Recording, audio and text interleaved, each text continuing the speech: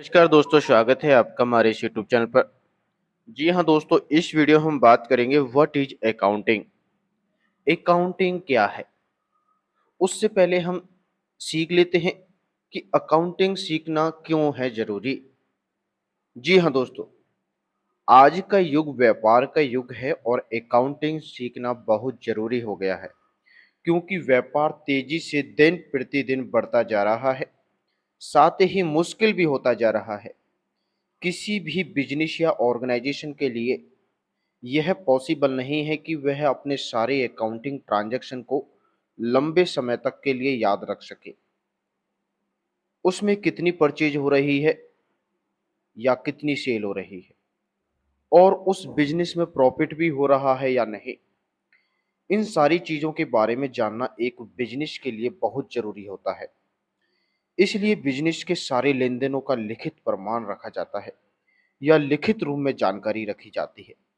जो भी क्रियाएं की जा रही है या जो भी एक्टिविटी परफॉर्म की जा रही है, इसे इस तरह भी समझ सकते हैं कि बिजनेस में जो भी लेन देन किए जाते हैं या यूं कहें कि जितने भी ट्रांजैक्शन किए जाते हैं, उन सभी को दिन प्रतिदिन दिनांक के साथ एक सिस्टमेटिक तरीके से रिकॉर्ड किया जाता है, जिससे यह पता लगाया जा सके कि बिजनेस में लाभ हो रहा है या हानि, और उसकी एक रिपोर्ट तैयार की जा सके। जी हाँ दोस्तों, अब हम बढ़ते हैं व्हाट इज अकाउंटिंग। अकाउंटिंग क्या है। Accounting is a systematic process of identifying, recording, classifying, summarizing, and communicating financial information of a business to the users of authority for decision making।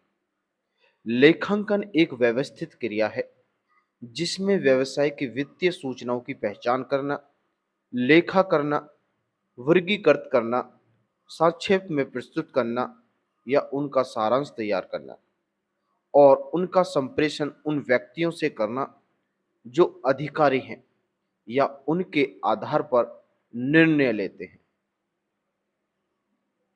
Identify.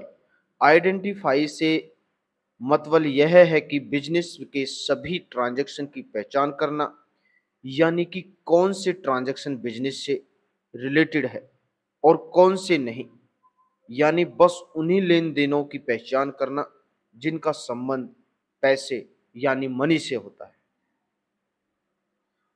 Recording.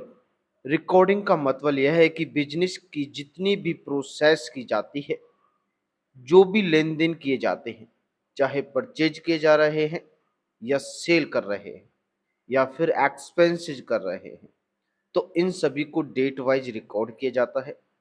Recording की यह process बहुत ही systematic होती है। किसी छोटे business में जहां लेन then काम होते हैं, वहां सारे लेन देन पहले एक ही बुक में रिकॉर्ड किए जाते हैं, जिससे जर्नल कहते हैं। पर बड़े बड़े बिजनेस में जहां लेन देन बहुत ज़्यादा होते हैं, वहां इन्हें रिकॉर्ड करने के लिए अलग अलग अकाउंट्स बना दिए जाते हैं, जिसे हम सहायक भैया भी बोलते हैं। जैसे परचेज करने के लिए परचेज बुक, सेल करने के लिए सेल बुक, लेन देन के लिए कैश बुक। इस तरह से रिकॉर्डिंग की प्रोसेस आसान हो जाती है। क्लासिफाई। अब ये जो भी ट्रांजैक्शन को रिकॉर्ड किया जाता है, इन सभी को अपनी अपनी जगह यानी रिस्पेक्टेड हेड में क्लासिफाई कर दिया जाता है, यानी अलग अलग आइटम से रिलेटेड जो भी ट्रांजैक्शन होते हैं, उनका अलग अलग हेड बनाकर उनको रिकॉर्ड करते हैं। एक ही नेचर के जो ट्रांजैक्शन होते हैं, उनको एक ही जगह ग्रुप में अलग अकाउंट बनाकर रिकॉर्ड करते हैं, और ये जो अलग अलग अकाउंट ओपन किए जाते हैं, उन्हें लेजर कहते हैं। कोई भी पर्सन, कस्टमर या सप्लायर हो, उनका भी सेपरेट अकाउंट ओपन किया जाता है। जिस तरह परचेज, सेल या फिर एक्सपेंसेस का ओपन किया जाता है, जैसे purchase account, cash account, salary account. अगर किसी एम्प्लॉय को कैश में सैलरी कर रहे हैं, तो सैलरी अकाउंट, और कैश अकाउंट का अलग अलग लेजर बनाएंगे। ऐसा करने से हमें हर एक इंडिविजुअल अकाउंट की कंप्लीट इंफॉर्मेशन मिलती है। समराइजिंग समराइजिंग एक आर्ट है क्लासिफाइड डाटा को अंडरस्टैंडेबल और यूजफुल मैनर में मैनेजमेंट और यूजर को प्रेजेंट करने की है। मतलब अब ये सारे जो ट्रांजैक्शन रिकॉर्ड किए गए होते हैं उनको वित्तीय वर्ष यानी फाइनेंशियल में इन सारे ट्रांजैक्शनों की एक समराइज फॉर्म तैयार की जाती है। यानी शॉर्ट में एक सारांश के रूप में सारी बातों को एक्सप्लेन किया जाता है ताकि इसे आसानी से समझा सके।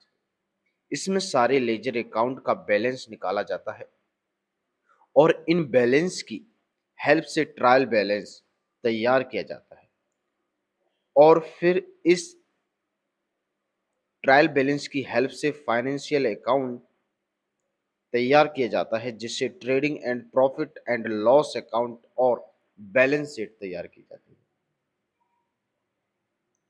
कम्युनिकेटिंग अब ये जो फाइनेंशियल ट्रांजैक्शन को रिकॉर्ड किया गया है इनको क्लासिफाई और समराइज किया गया है।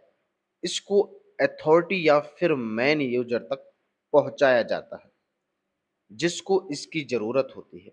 यानी उनसे कम्युनिकेट किया जाता है ताकि वे उन इंफॉर्मेशन को एनालिसिस कर सके और इम्पोर्टेंट डिसीजन ले सके।